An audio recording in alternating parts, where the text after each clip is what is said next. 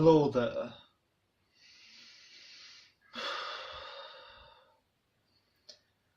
I would love to just get into my review. I just want to review this damn thing. But apparently there are a lot of dickheads on the internet that want to complain about this and that, about the politics surrounding this series. So I think I might as well just get that out of the way now.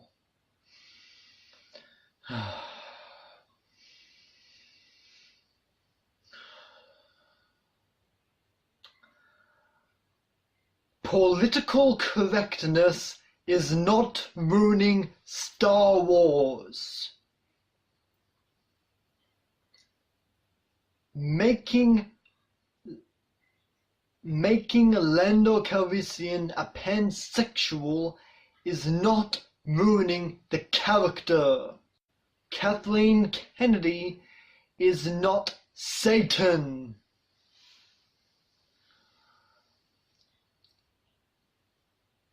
So, if anybody is still complaining about that, or anybody is still calling, or if anybody's still calling this Soy Wars a Soy Wars story, they are a fucking douchebag. Now on to the actual review. How's the movie?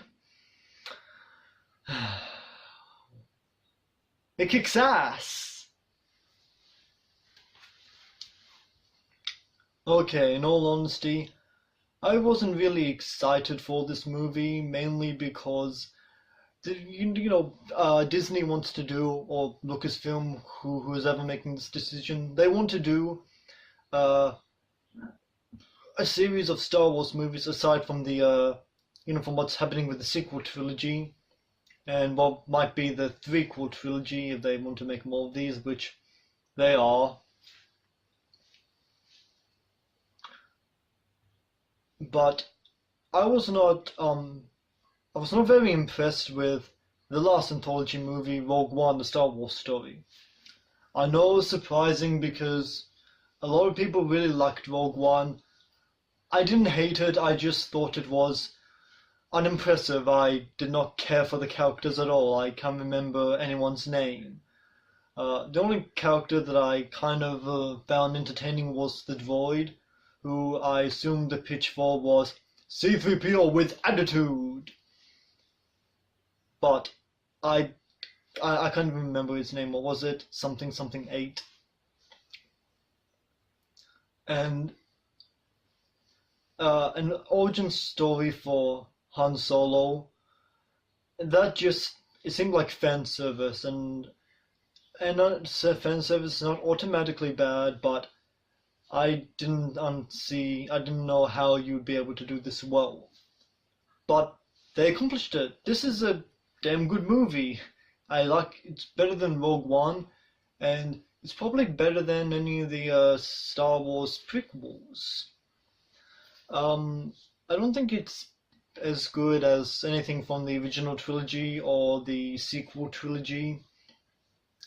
I'm referring specifically to the original cuts of the original trilogy, not the special edition bullshit with the CGI Jabba and the Han shot first.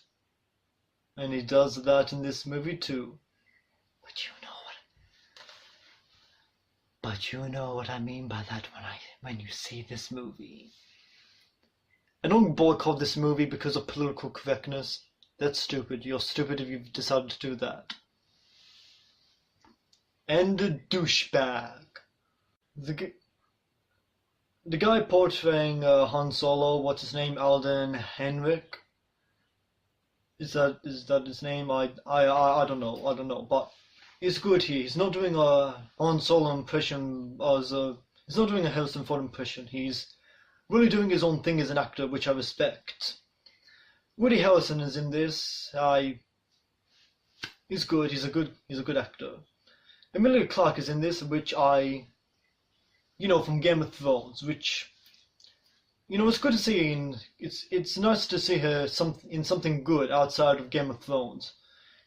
She might have been something good other than she might have been in good movies, but I've only seen her in Terminator Genesis, which was not all that impressive, if you ask me.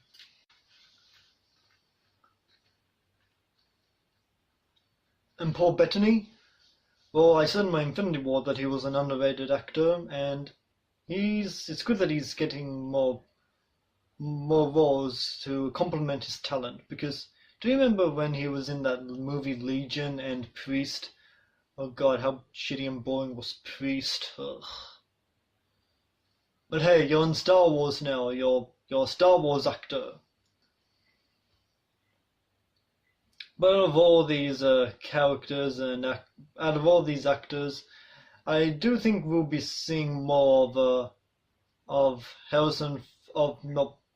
I do think we'll be seeing more of Han Solo's of young Han Solo's actor, and probably more of Emilia Clarke from watching the ending. Speaking of the ending, I think a lot of people are going to find it confusing. I mean, I sure as hell did. And though I do like this movie, there are a few things I kind of have to address. It does seem to have, it doesn't really follow a typical 3-act structure. It kind of goes for more like a 4-act structure. And it seems to, and in my opinion, it peaks before it peaks during the 3rd act. Not that the 4th act is anticlimactic, but you do kind of have to sit bored, going, why is this thing still going on? But then it picks up and it delivers a confusing climax, but you like it. I'm also not crazy about how Han meets Chewbacca, according to this movie. It's not really a detriment to this movie, but it kind of bugs me. I thought it was a little dumb, but I can overlook that.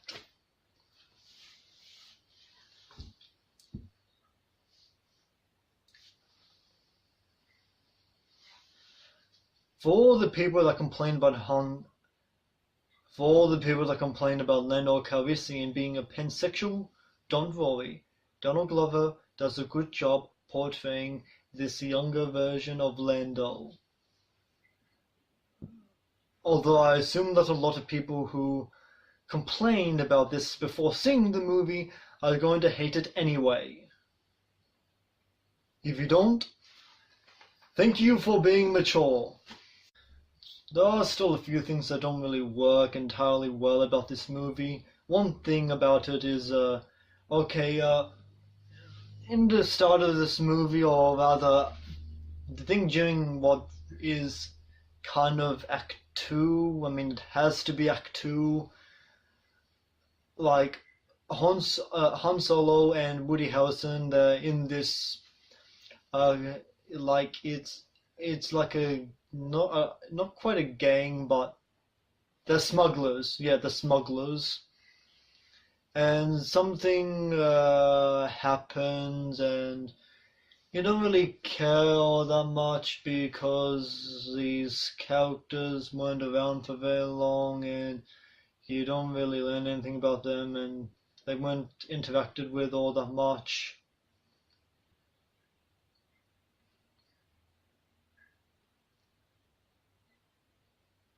But not every character is kind of bland like that. There's this droid character who is a companion with Lando Calrissian, and might also possibly be his lover.